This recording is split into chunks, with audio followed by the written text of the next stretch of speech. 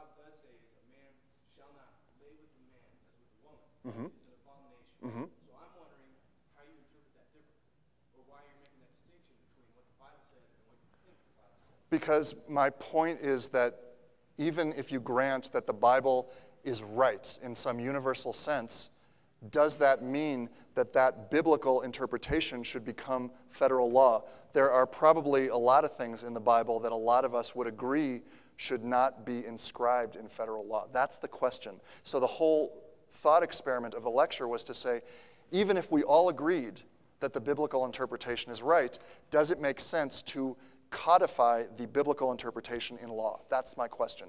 And I wasn't arguing on cost-benefit grounds in terms of unit cohesion, which I'm actually glad to do, but I was arguing even if we believe that the Bible is absolutely right, it's still immoral to ban gays and lesbians. That's the move I was trying to make. Well, but my question is more, why are you making that distinction? What distinction? You won't say the Bible says it's wrong. You keep saying if you think the Bible says it's wrong. Because some people think the Bible's wrong. Right. Well, it doesn't change what the Bible says. You think the Bible's wrong. Right. Right. And the question is, do we want to live in a country? Do we want to live in a country where federal law applied to people who don't believe in the Bible is based on what the Bible says? So that is the question. And some people say we do, and some people say we don't. I mean, that is what my argument is that, one of my arguments is that that is what this fight is about. The whole debate over unit cohesion and retention and morale is just I would argue, a cover for the much more honest debate, which is some people think that homosexuality is moral and some don't.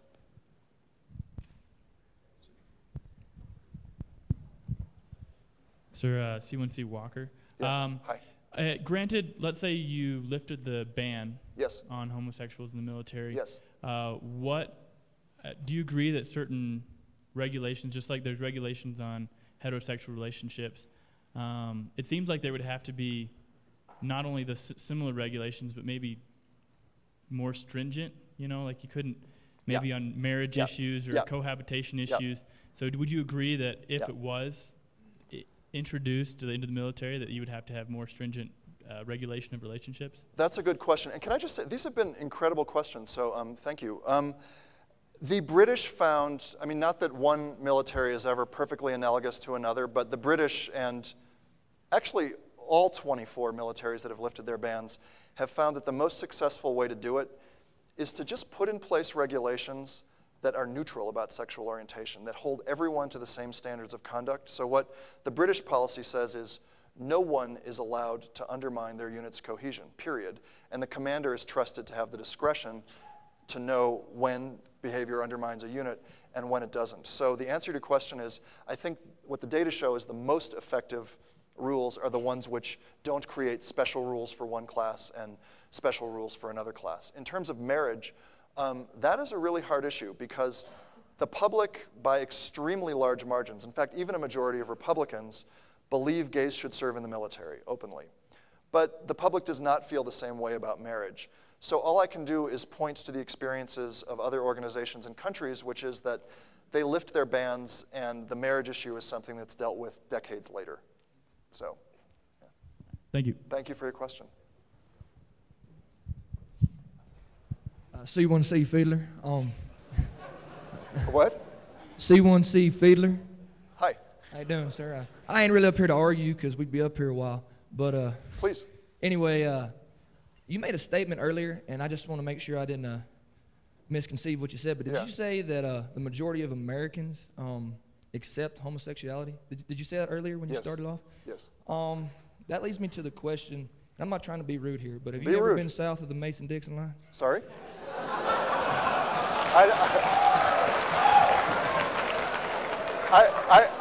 I sadly missed your punchline, so you're gonna have to do it again. Well, you said that the majority of Americans accept homosexuality. Have you ever been to the South? Because have I ever been to the South? that doesn't fly where I'm from.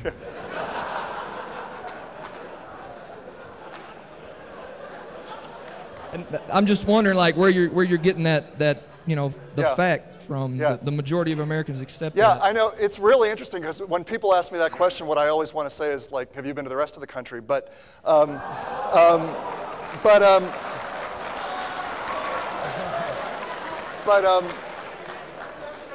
no, let's stick with the data. Okay. Let's stick with the data. Many polls have been taken. You can believe that polling methodology is good or polling methodology is bad. You can say polls are hocus pocus, polls are not. Smart scientists believe that no single poll represents the truth, but that on average, if you look at 50 polls, you can kind of get the range of what people think. On the military, there have been, at this point, I believe 9 national polls in the last 4 years that found between 58 and 79% of the public believes that gays and lesbians should serve openly in the military. And when you ask, is homosexuality okay, there is a very vocal and passionate minority that believes that homosexuality is wrong. But the number that believes that it is okay has been growing and growing and growing. But we can debate the polls. But well, yeah, the polls, like, where are you polling people? Is this like in California? Because it's not in my state. It's not in neighboring states. I haven't been polled. Have you been polled? I mean, that's I'm not trying to be rude. I'm just saying, like, being a BS major, and I probably don't fit the criteria to be a BS major sometimes because I'm maybe too outspoken or something. But one thing I did learn in BS is don't always accept what you get, with charts and polls and stuff like that. And I can't just sit here and take that. Like, majority of America, the polls. How many people were polled? Where? Yeah, that's a fair point. So you do want to have a conversation based on fact? Yeah. Yes, people in your state have been polled about how they think about homosexuality. I'll tell you what, I'll pay for you to go out and do a scientifically valid poll, and you can find out your own data. The point of a poll is that, according to the smart scientists, you get a relatively accurate number, plus or minus 5%, when you poll not everyone in the United States, but a couple thousand people. But we can have a discussion about polling methodology, or I literally will pay for you to do your own poll if it's based on scientific methods. But yes, every state has been polled on homosexuality, and that's what the data say. Okay. All right. Well, thank you. Thank you. Hello. C2C Stanko. I'm not actually in philosophy. I'm just here for the fun. My question is, since we're talking about polling and facts and stuff, you said that like a majority of Americans support like gays being able to serve openly in the military. Yes. I'm guessing that most of them aren't actually in the military, like they're not in our service. So no, of course. If we took a poll among military members yes. and said, hey, open military, no repercussions, whatever, and said how many people support openly gay serving and how many people don't, if the majority said no, would you still push to have gays openly serve in the military, since the majority of the members of our profession decide we want to work this way? Right. It's a good point.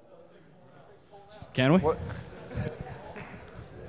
No, I'm not trying to be rude or anything. I'm trying to argue facts, not religion and stuff, because I wrote a paper on this back in college, and there are at least half a dozen religions. Yeah, and I'm an old man. There are at least half a dozen religions around the world, Hinduism, Buddhism, Zoroastrianism, that say homosexuality is wrong. So you can say the Bible this and Bible that, because we were founded as a Christian country, but it's more than just Christian. Right. Okay. So sticking to the facts, if we did take a poll and 90% of the military said, fuck no, would that be okay? Would they have to use the word fuck in their answer? No pun intended.